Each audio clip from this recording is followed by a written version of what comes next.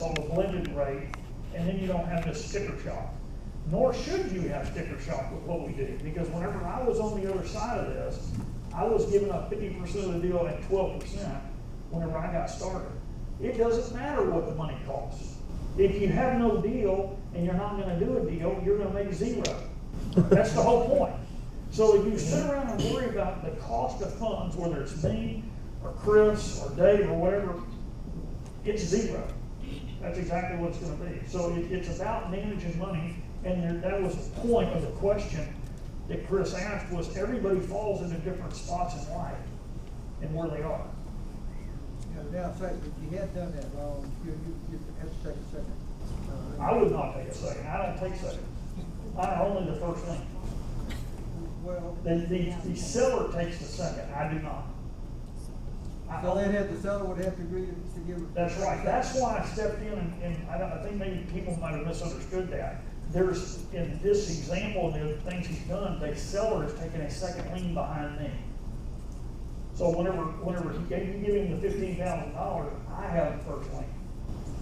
And when you asked about the day of reckoning with these people, well, I'm not the kind of person that's going to just foreclose them and take their property.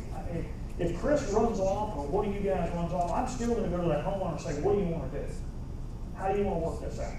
And Chris will tell you, this is not something you go out and try and fool people into doing this. They need to fully understand what they're doing and what you're doing with this. On every one of my sellers, I offer them the opportunity to talk to Terry. Yeah, I mean, it's very upfront. Do not do this being deceptive or anything else. I don't believe in any of that. It will do nothing but get you in trouble. So be upfront about that. So on this deal that we're talking about, where you borrow the down payment, right? The hard money lender has it first, and then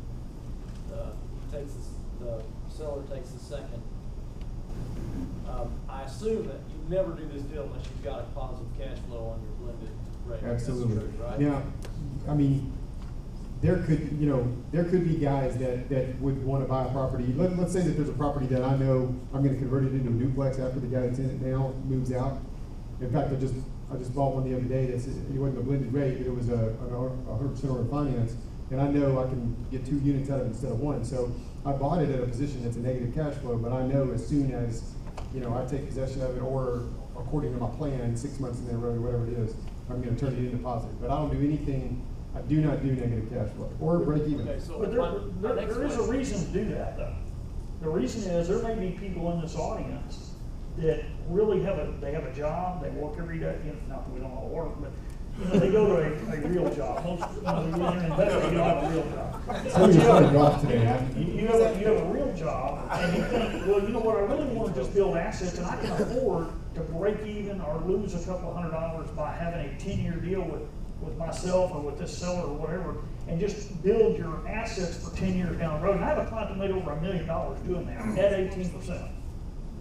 He made over $1 million doing that at 18%. He bought the property. He didn't take any money up front off the cash flow. He just applied it to the loan, and 10 years later, he had made over $1 million in assets, and real assets that were paid for. Amen, brother. That's real. Yeah. So it doesn't matter. You get all worked up about rates and all this kind of stuff, but there's more than one way to do this business, and it depends on what you need and what you want to do. But other people need, I gotta have, like my kids, they need $5,000, they need it right now because they're going back to school and I'm not giving them any money.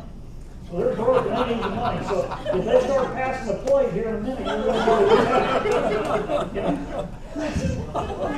Give them the 5,000 at 18%. There you go. Well, they've already been in the, I turned it down. Hey Terry, I told your son he could get that watch of yours and he'd have it all covered. So if you don't see it tomorrow. That's right. What's the rest of your question? All right, so the rest of my question is, the example you gave, you had a balloon at the end. Do you have a balloon on the end of all of those, or do some of these cash flow with just borrow the first and pay the rest out on the second? They still. Well, the cash flow is not really related to the balloon. I'm just saying the only reason you put the balloon on the end is if you. Because the seller wants to be paid out. Well, I think it's a also stopgap. that Chris went from the day when he started this, and we started helping with that, he refined that process along the way to go longer and longer with those sellers to eliminate the balloons.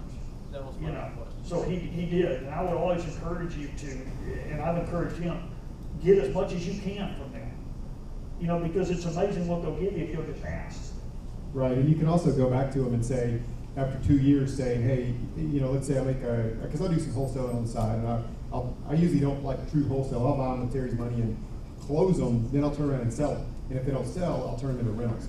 And we did that quite successfully a few times last year. But I'll go to the sellers if I get a fistful of money and say, let's say I owe a person $20,000. I'll go to them and say, hey, I got 15 grand.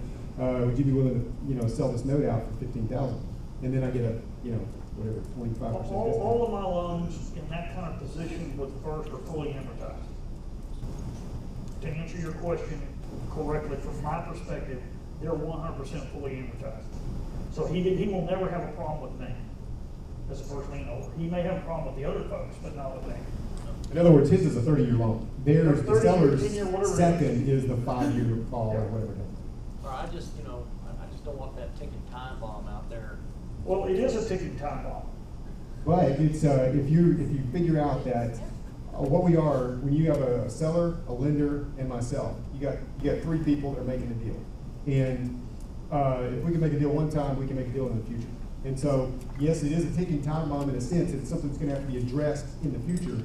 It's also, it's not insurmountable. Well, you know, it's no different than if you went to Dave's portfolio lender and they said we have a 6-month loan, and all of a sudden their whole game changes 6 months down the road, and they go, you know, we're not going to convert that. You got to pay us. It's no different. Exactly. It's really no different. I mean, it's no different at all. You just have to readdress it.